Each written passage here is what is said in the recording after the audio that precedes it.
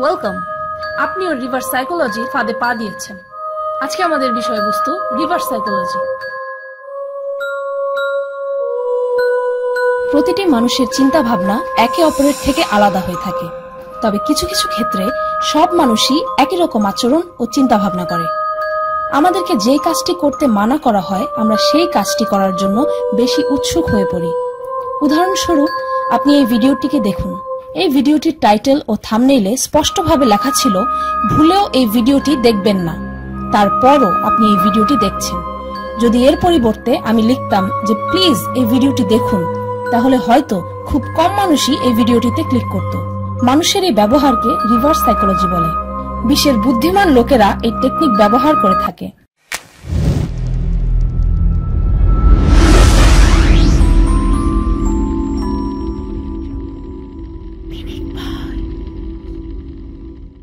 যদি আপনি কোনো বাচ্চাকে দিয়ে কোনো একটি কাজ করাতে চান আর সেটি সে করতে চাইছে না, তাহলে শুধু আপনি তাকে এইটুকু বলুন যে এই কাজটি তুমি করতেই পারবে না, নয়তো এটি বলুন যে এই কাজটি তোমার দ্বারা সম্ভব নয়। তারপর দেখুন সেই বাচ্চাটি কিভাবে আপনার সেই কাজটি করে দেয়। এটি রিভার্স সাইকোলজির গুণ। কিন্তু এটি কেন হয় এবং আমরা কেন সেই কাজটি করার জন্য উৎসাহিত হয়ে থাকি যেটা আমাদের করতে মানা করা হয়, জানবো আজকের এই ভিডিওতে। রিভার্স সাইকোলজি এটি সবার ক্ষেত্রে কাজ করে কিনা তা পরীক্ষা করার জন্য একটি ক্লাসে পশু পাখির একটি মুভি দেখানো হয়। সেই মুভিতে অনেক রকমের পশু পাখি ছিল, এর মধ্যে একটি সাদা ভাল্লুকও ছিল। মুভি শেষ হওয়ার পর ক্লাসের স্টুডেন্টদের বলা হয়, এখন তোমরা মুভিতে দেখানো যে কোনো একটা পশুর কথা ভাবো, শুধু সেই সাদা ভাল্লুকটি নিয়ে কোনো প্রকার ভাবনা চিন্তা করো না। 15 মিনিট পর তাদের সবাইকে প্রশ্ন করা হয় তারা মুভির কোন পশুটি নিয়ে এতক্ষণ চিন্তা করেছে। আপনি শুনে অবাক হবেন, ওই ক্লাসে এমন কোন স্টুডেন্ট ছিল না যে ওই সাদা ভাল্লুকটির কথা ভাবা থেকে নিজেদের আটকাতে পেরেছিল। ওই স্টুডেন্টরা ভাল্লুকটির ব্যাপারে চিন্তা না করতে ভরপুর চেষ্টা করেছিল, কিন্তু তারা সেটি করতে পারেনি। তাদের সাথে এরকম এই কারণে হয়েছিল কারণ তাদেরকে ভাল্লুকটিকে নিয়ে ভাবতে মানা করা হয়েছিল। আমাদের ব্রেইনে একটি সাইকোলজিক্যাল ক্রিয়া হয়ে থাকে। আমাদেরকে যে কাজটি করতে মানা করা হয় ওই কাজটি করার জন্য আমাদের ব্রেইন আমাদের সবসময় উৎসাহিত করে। কিন্তু এটা কেন হয়, এই প্রশ্নের উত্তর খোঁজার জন্য ভিন্ন ভিন্ন লোকজনের চিন্তা ভাবনাকে কনসিডার করা হয়। আর সবশেষে মনোবিজ্ঞানীরা এই সিদ্ধান্তে আসে এটার কারণ রিঅ্যাক্টেন্স, একটি কনসেপ্ট যার অনুযায়ী আমরা মানুষ সবসময় সব রকমের স্বাধীনতা চাই। যখন কেউ আমাদের স্বাধীনতায় লাগাম লাগানোর চেষ্টা করে, তখন আমাদের ব্রেন আমাদেরকে মনে করিয়ে দেয় যে আমরা স্বাধীন এবং স্বাধীনতা আমাদের অধিকার, আর এটি আমাদের থেকে কেউ ছিনিয়ে নিতে পারবে না। এই ভাবনা সব মানুষের মধ্যেই ইনবিল্ড হয়ে থাকে। এর কারণে যখন কেউ তার শিশুর উপরে বেশি লাগাম লাগানোর চেষ্টা করে, তখন ওই শিশু বেশি বিগড়ে যাওয়ার সম্ভাবনা থাকে। রিভার্স সাইকোলজির এটি একটি ভীষণ উপযোগী এক্সাম্পল। যদি এর ব্যবহার আপনি বুদ্ধি দিয়ে করেন, তাহলে এটা সবসময় আপনার কাজে আসবে। চলুন এবার ইতিহাসের পাতায় দেখা যাক কিভাবে কিছু বুদ্ধিমান ব্যক্তিরা রিভার্স সাইকোলজির ব্যবহার করে নিজেকে এবং সমাজকে বিপদমুক্ত করেছেন। এই কাহিনীটির প্রথমেই বলে দিই, আলু সর্বপ্রথম ভারতে চাষ করা হতো না। আজ সারা বিশ্বে আলুকে সবজির রাজা বলা হয়। কিন্তু সত্য এটাই যে পর্তুগালের লোকজন আলুকে সারা বিশ্বে ছড়িয়ে দিয়েছে। তারা আলুকে বাটার্ড বলতো। তারা ভারতে আসার আগ পর্যন্ত ভারতীয়রা আলু সম্বন্ধে কিছুই জানত না। তাহলে আসুন জানা যাক আলুকে নিয়ে এই কাহিনীটি। 17 শতাব্দীতে ইউরোপে আপার এবং মিডল ক্লাসের মানুষ আলু খেত, কিন্তু সম্পূর্ণ লোয়ার ক্লাসের লোকজন অন্ধবিশ্বাসের কারণে আলুকে খাওয়া তো দূরের কথা, সম্পূর্ণ ঘৃণা করত। তারা এটাকে নরম, বেস্বাদ এবং বিষাক্ত মনে করত। যখন ফ্রেঞ্চ রেভলিউশন হয়, তখন ইংল্যান্ডে সাধারণ খাবারের সংকট দেখা দেয়, যার ফলে সেখানকার স্থিতি খুবই খারাপ হতে থাকে। কিন্তু তখন সেখানে প্রচুর পরিমাণে আলু থাকার কারণে ওইখানকার সরকার সাধারণ মানুষদের আলু খেতে বলে এবং সাধারণ লোকজনের কাছে প্রার্থনা করা হয় তারা যেন সংস্কৃতি রক্ষার জন্য আলু সেবন করে। কিন্তু ওই সব সাধারণ লোকদের কাছে তার কোনো প্রভাবই পড়ে না। সরকার বিভিন্ন প্রকার চেষ্টা করার পরেও সাধারণ লোকজনকে আলু সেবন করাতে পারে না।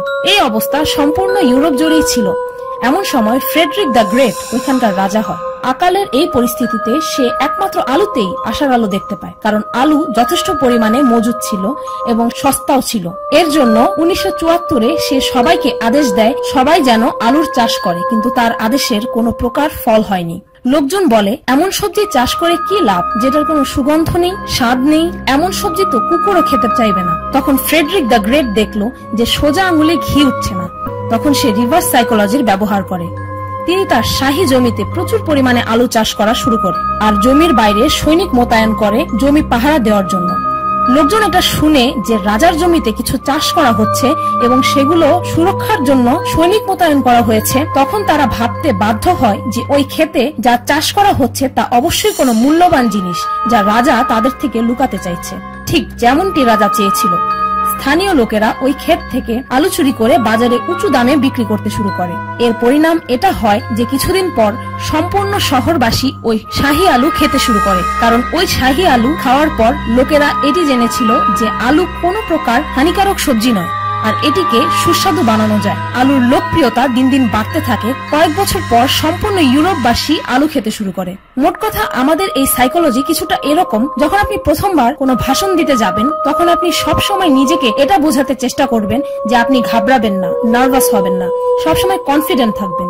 কিন্তু তারপরও আপনি যখন স্টেজে উঠবেন তখন দেখবেন আপনি কিছুটা নার্ভাস হয়ে গিয়েছেন এবং আপনার পা কাঁপতে শুরু করেছে। এটিই হচ্ছে রিভার্স সাইকোলজি। ইতিহাসে রিভার্স সাইকোলজির আরো একটি বড় উদাহরণ রোমিও এবং জুলিয়েটের প্রেম কাহিনী।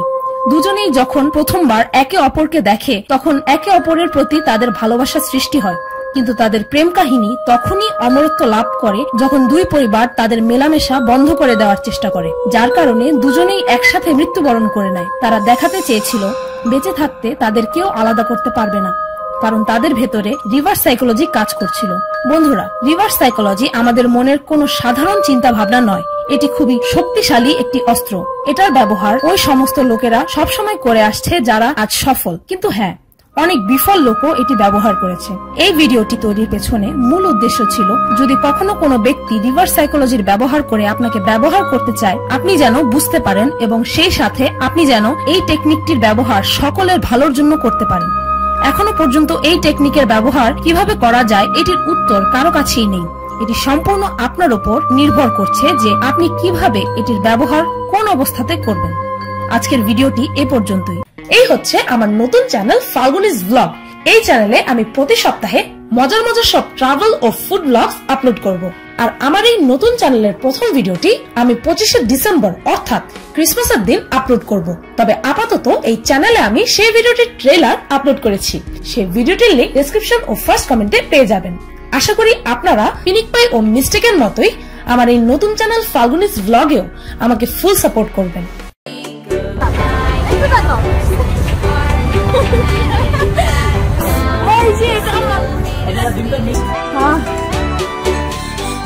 ভিডিওটি ভালো লাগলে একটি লাইক, কমেন্ট আর শেয়ার করবেন না।